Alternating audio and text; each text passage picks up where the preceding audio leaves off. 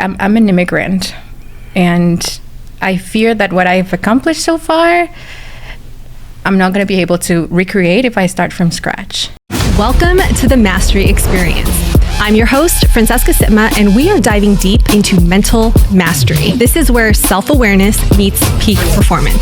You're going to witness the truth behind personal development, emotional breakthroughs, dissolving triggers, getting into flow state, discovering purpose, and most importantly, mastering intuitive action. And we do this through a process called HypnoBreathwork. This is your community committed to breaking behavior patterns, getting into alignment, pursuing excellence, and self-mastery. Let's do the work. This is the Mastery Experience. Shout out to Huel for sponsoring and partnering with the Mastery Experience. Tamara Bonilla, welcome to the Mastery Experience. Thank you so much, Francesca. I'm thrilled to be here. We start every single episode with a card from our Mastry Card deck. Okay. And your question today is, when do you mistake productivity for worthiness? All the time. Let's talk about it. All the time.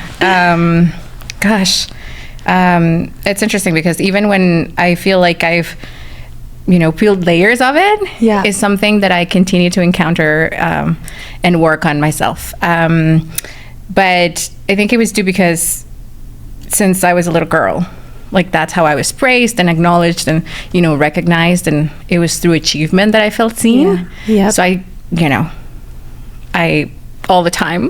Yeah, all the time still. Do you feel like you're recognizing it earlier now?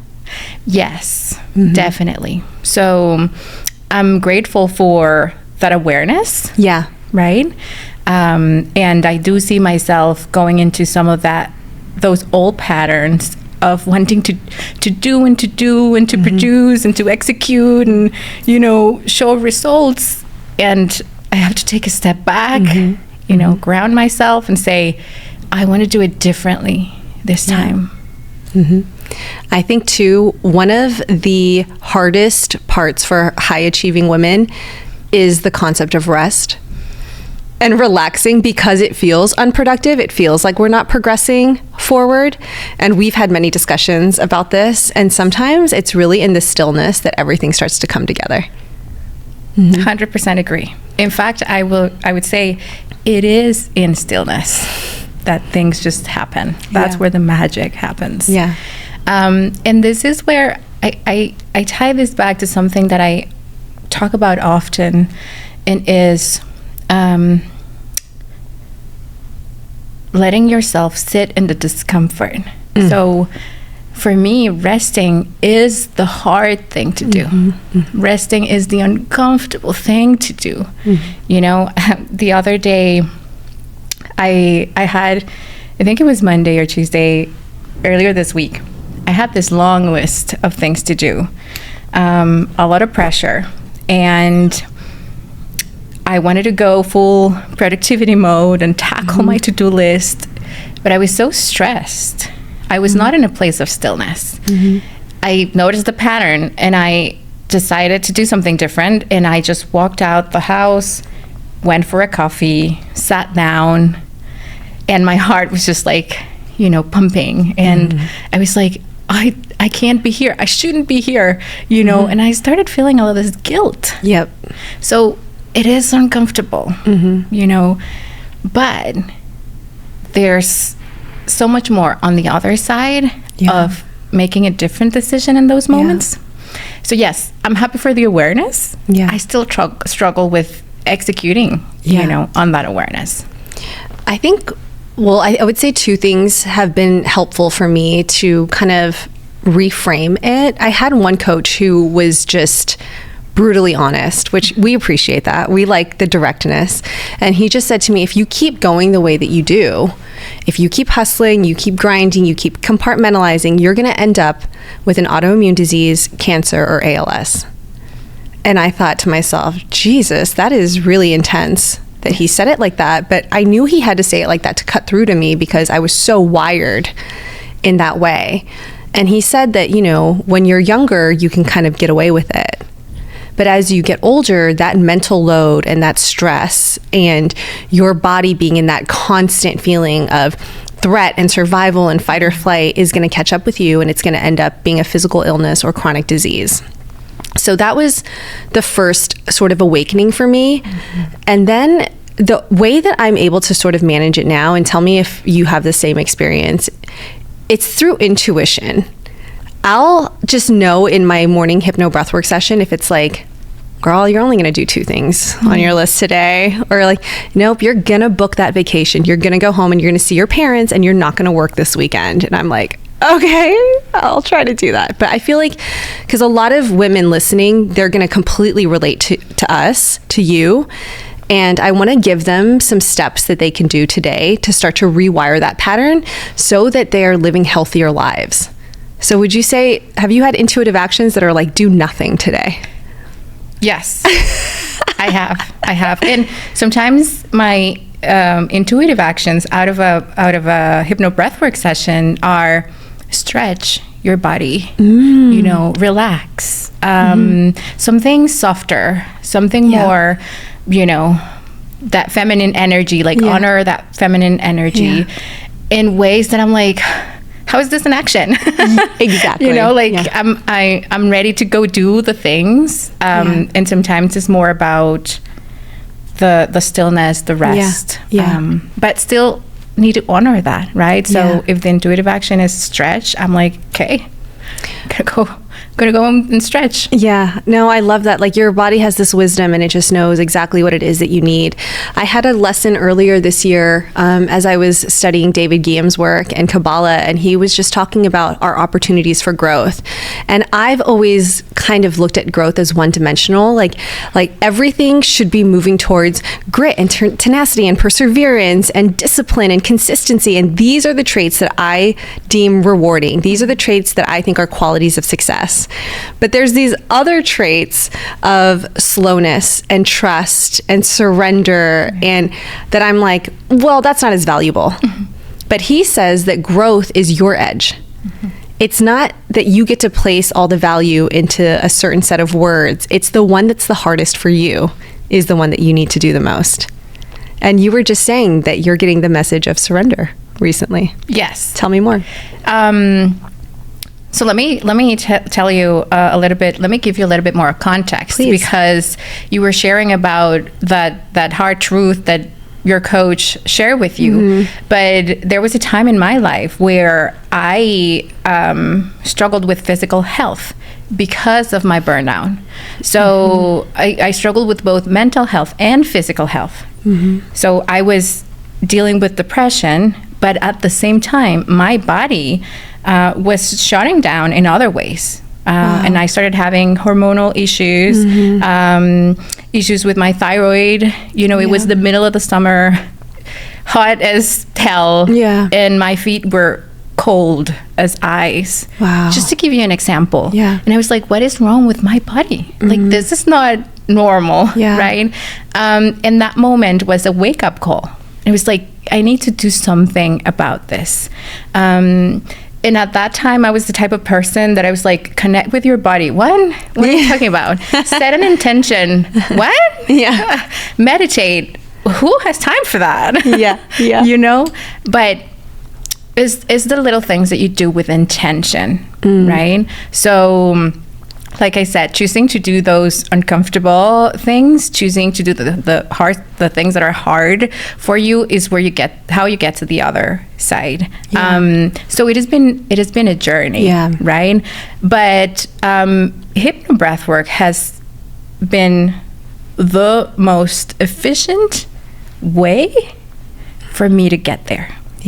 Because you can start with, okay, mindset shift, right? You can repeat affirmations all you want, but there needs to be a connection between your mind, your body, your actions with intention. And that happens so quickly with breath work, right? So I could tell myself, look, rest and stillness is a money-making activity. I can keep repeating that to myself, which I truly believe it is. But I start demonstrating that to myself when I start taking moments of rest, when I start saying no to the things that are the productive thing to do. And at the same time, I am getting recognized at work. Wow. I am getting a promotion. I am getting, a salary increase, right? Then that's proof. It's not just me, being delusional. Right. That's me creating proof. Yeah. That feels scary. Yeah. And I'm not going to lie. We just talked about it. When I'm making the uncomfortable choice of resting, it feels scary. I feel afraid. But then I breathe. Yeah. And it's that one tool that kind of like holds my hand through the process so that I can get to the other side. I start every morning with breath work and meditation. I'm immediately in a creative flow state, and I get on my computer and I start banging out work. The next thing I know, it's already lunch and I haven't even eaten breakfast. Shout out to Huel for making sure that I'm still hitting my protein goals, because they have these delicious, ready-to-drink meals packed with 35 grams of protein, 7 grams of fiber. We have 27 different vitamins and minerals. My favorite part, you guys, no artificial sweeteners, and it comes in so many delicious flavors, including this chocolate, peanut butter, and my personal favorite, the iced coffee. And if you're looking for something where you can add your own fruits and veggies to it, then check out the Huel protein. All the same nutrients, but you can make it a little bit creamier, a little bit thicker. Shout out to Huel for sponsoring the Mastry experience. And you can use our exclusive 15% off code. That's Huel.com/Mastry. And Huel is actually now in Targets near you. So check them out. Shout out to Huel for supporting the Mastry experience. I think it's important to give context to your background, because there's some people that need to take more action, that need to be more disciplined, that need to execute, that need to get out of their fear and their blocks and their procrastination and do the thing. And then there's some people that only do that. And their body is running 1,000,000 miles an hour, and they need to learn to do the opposite side, right? I remember the first time I tried this, and because it was, the first year of my coaching, things were going really well, but I was working, you say I'm working hard, but I love it so much. I love this work. I just feel like I'm creating all day, so it doesn't feel like work. But the intuitive action was to book a solo trip to Nobu Cabo. And I thought, I can't right now. I have a launch coming up. I'm about to run this program. I need to do my marketing, my ads, my content, all these things. And I remember booking the flight and trying to relax at the pool. And it was so uncomfortable. Even when I'm like, okay, I'm just going to read. I'm like, can I finish one book in 2 days? I'm trying to be productive in everything. And I remember okay, I'm just going to swim. I got in the water because the water can be very calming and relaxing.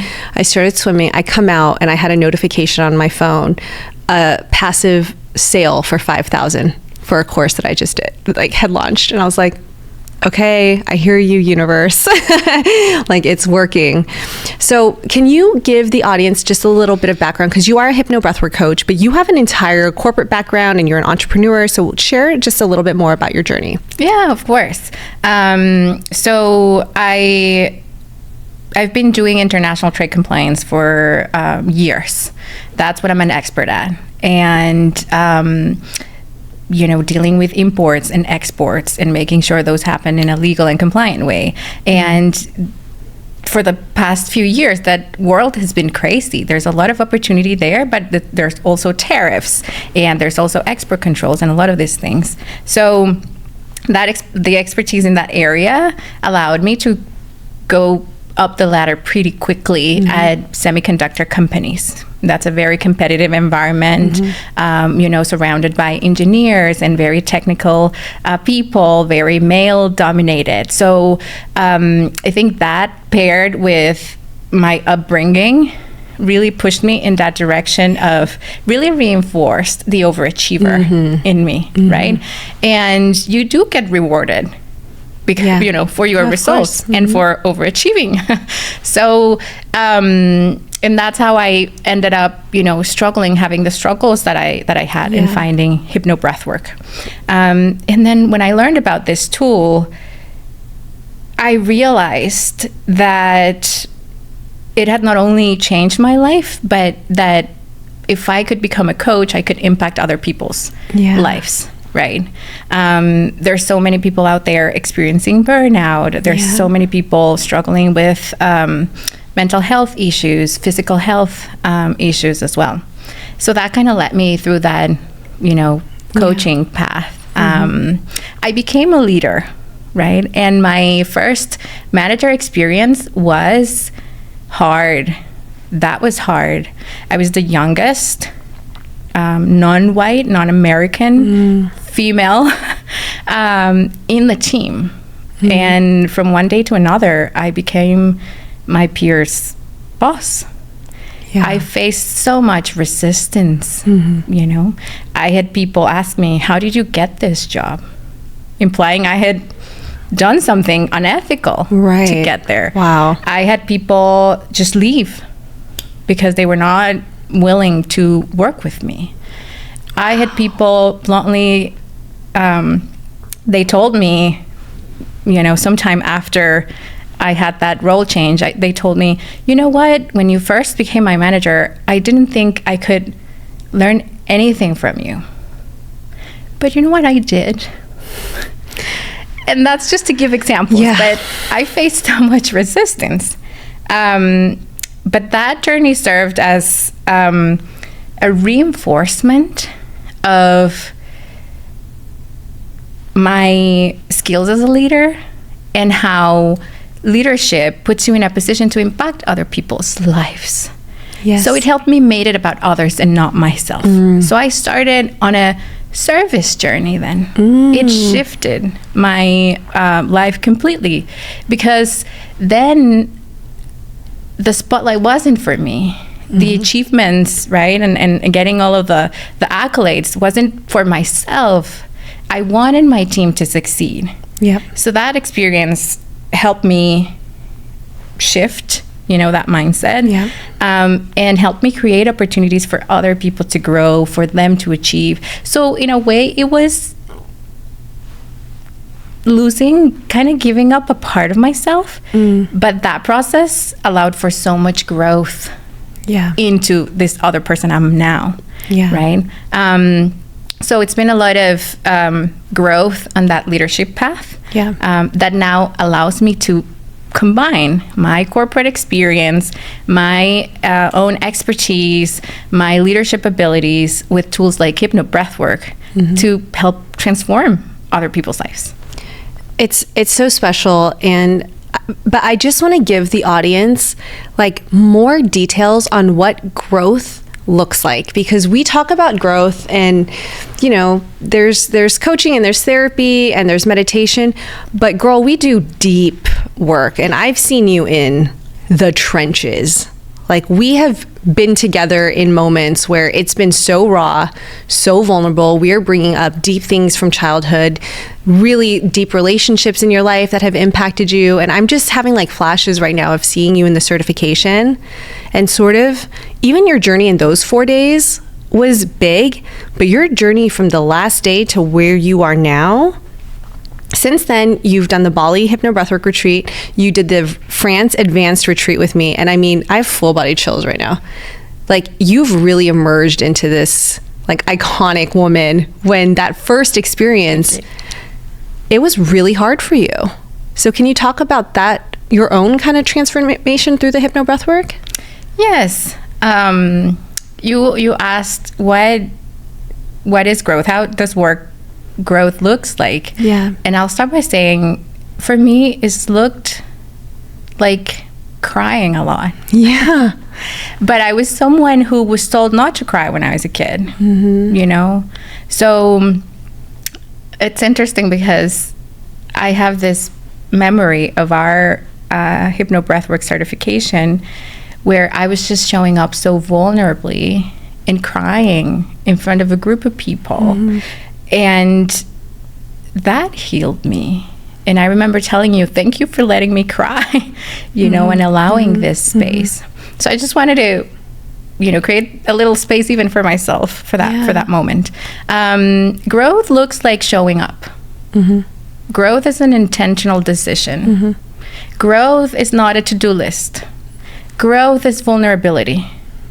Growth is discomfort, but not following what discomfort looks like for someone else, because we have access to so much information and people on social media saying, oh, this is my recipe and this is what you have to do and this was uncomfortable for me, and then other people go do it That's not uncomfortable for you. Exactly. We know that tackling the to-do list is not the uncomfortable thing. Yeah. You know, it's quite the opposite.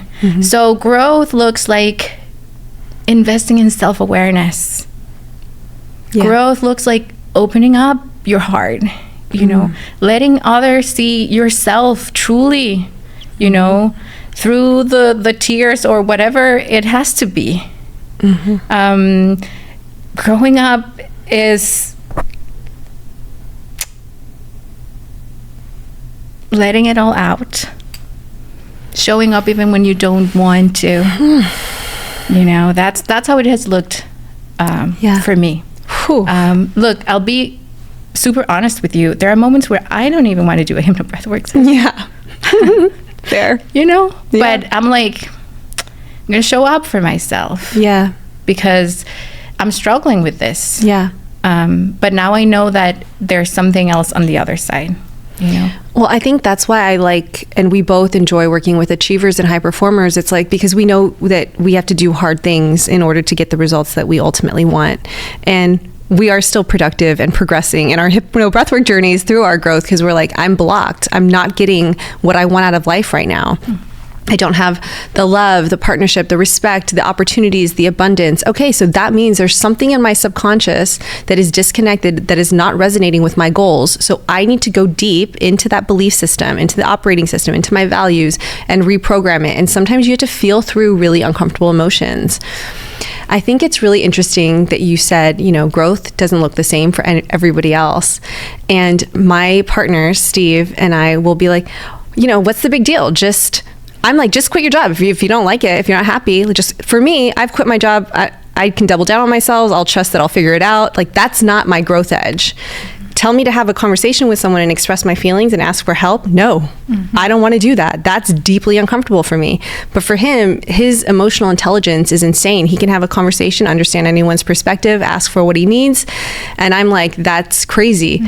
But some of the bold, courageous actions that I take, that's for him, that would be a big growth move. Okay. So go to your edge. Go to your edge, right? Like when you start to feel like those nerves and those butterflies, and I know what you're saying, HypnoBreathwork there can be very intense sessions, but we always get to the other side. And every time we do, we're so much clearer. We're so much lighter. We're more in alignment. We're more our authentic selves. So you know that I'm going to be taking you through a customized, personalized HypnoBreathwork journey today. What do you need in your journey right now? How can I best serve you? So let me give you some context before we get there, because the other thing about growth is some people associate it with a number, right? Like, how do I go from 6 figures to 7 figures? Yeah. Some people associate it with a job title. Some people so much more than that is growth in every aspect of your life. And so that's something I've redefined for myself, because as an overachiever, it's like, how do I get the next role? How do I get the next pay range? How do I, Yeah. And I've learned that growth is so much more than that. But the journey still takes you to those 8 edges. Yeah. Yeah. How do I grow emotionally? How do I improve my health? How do I improve my well-being? And I think all of those elements are combined wealth, ultimately, right?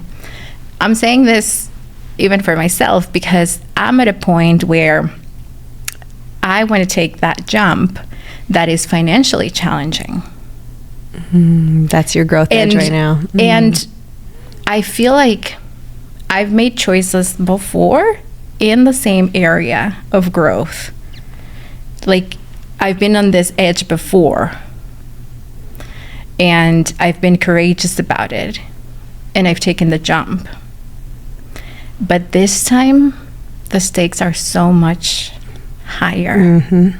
So I'm finding myself at a place where I'm like, I know what it is to be here.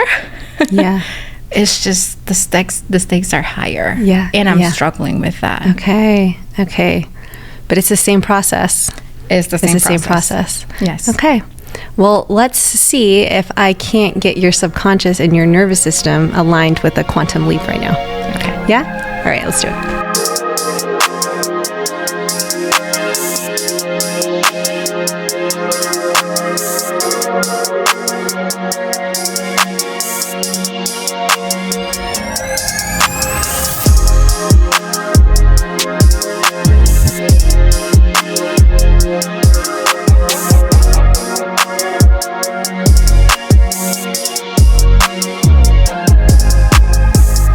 Welcome back. Thank you. How was your session? It was powerful, as always. Okay. First song, I just had you kind of see your current situation. What was coming up? Well, first I'll say this, because it took me a minute to really drop in. Yeah. The perfectionist in me was like, I could have said this better. I could have, just recapping. And I want to say that because perfectionism is always going to get in the way of receiving. It's always going to get in the way of our breakthroughs. But most importantly, it's always going to get in the way of impact. So that was the first song for me. It was just trying to let go of that. And the breath allowed you to do that? Yes. Oof, so powerful. In the second song, I had you see your fear. Yes, there was more than one, but I think mainly the fear of disappointing people, which is a different fear. Yeah, it really is. Look, I'm an immigrant, and I fear that what I've accomplished so far, I'm not going to be able to recreate if I start from scratch. I'm afraid of disappointing my family. I'm afraid of disappointing the people that I work with, that have given me all of the opportunities to get to where I am today. Disappointing my husband because he married this overachiever, right, and successful professional woman. So I wasn't, I think, aware of the depth of how afraid I am of disappointing people. Man, I just find that to be so powerful because I think when we're in a time of transition, I would expect your fear to be instability, not having security, but instead it was all about others. That's really an incredible insight. I wanted to take you on song 3 to remind you of who you are. Because what you can replicate in corporate, you can replicate as an entrepreneur. And I wanted you to see that. So what was coming up for you around power? It was very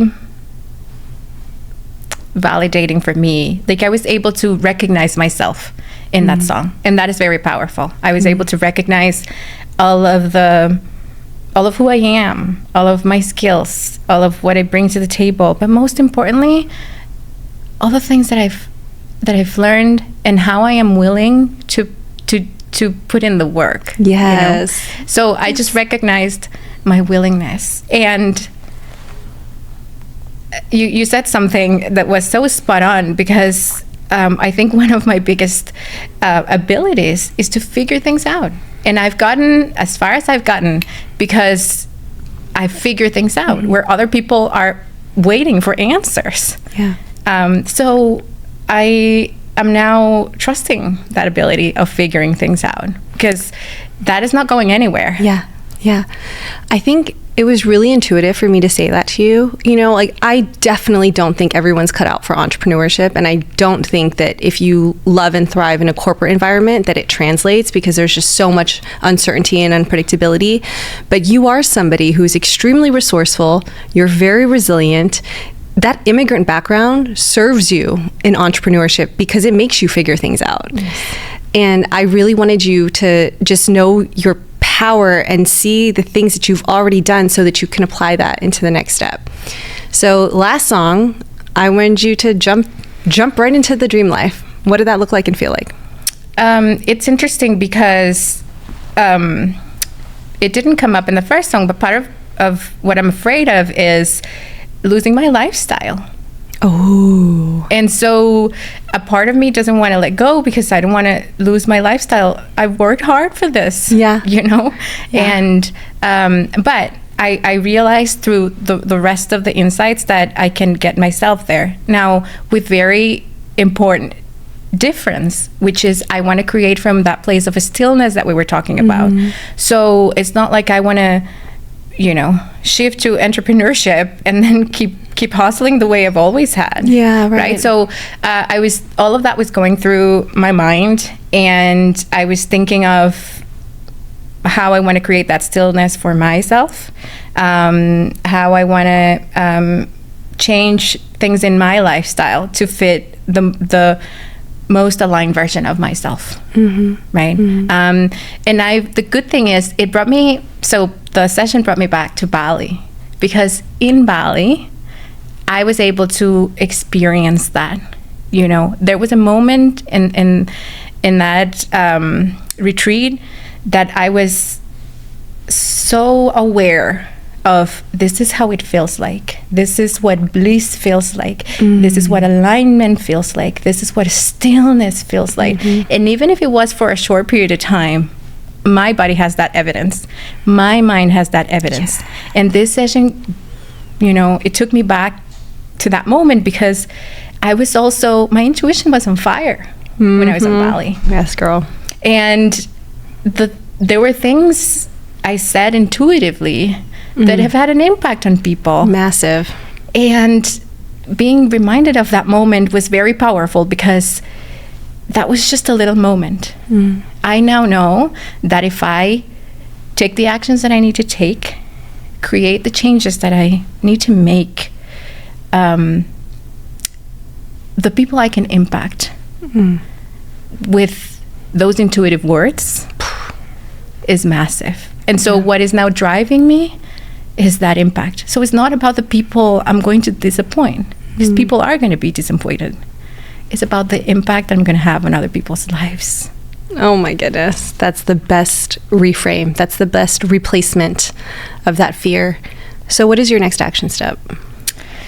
I have more than one, but I think first I want to have an open and honest conversation with my husband, because there are decisions that need to be made as a family.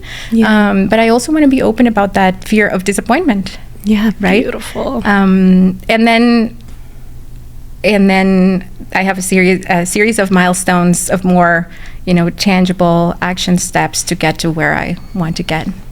Well, if there's any HypnoBreathwork coach I trust to execute, it's you.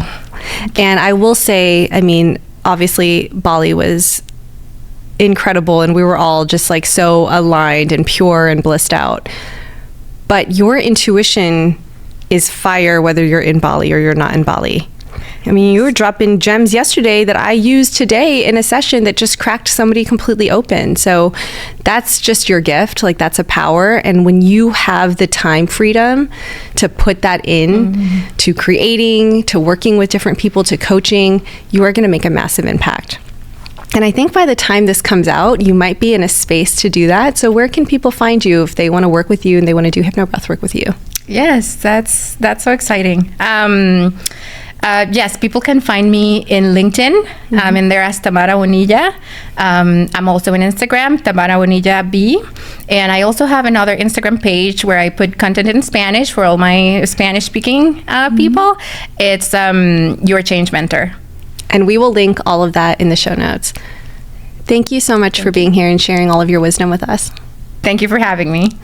And if anybody else wants to try a HypnoBreathwork session similar to the one that Tamara just went through, I would recommend the Releasing Fear session, which is in the growth category of the Mastry app. Thank you. Thank you. Shout out to Huel for sponsoring and partnering with the Mastry Experience.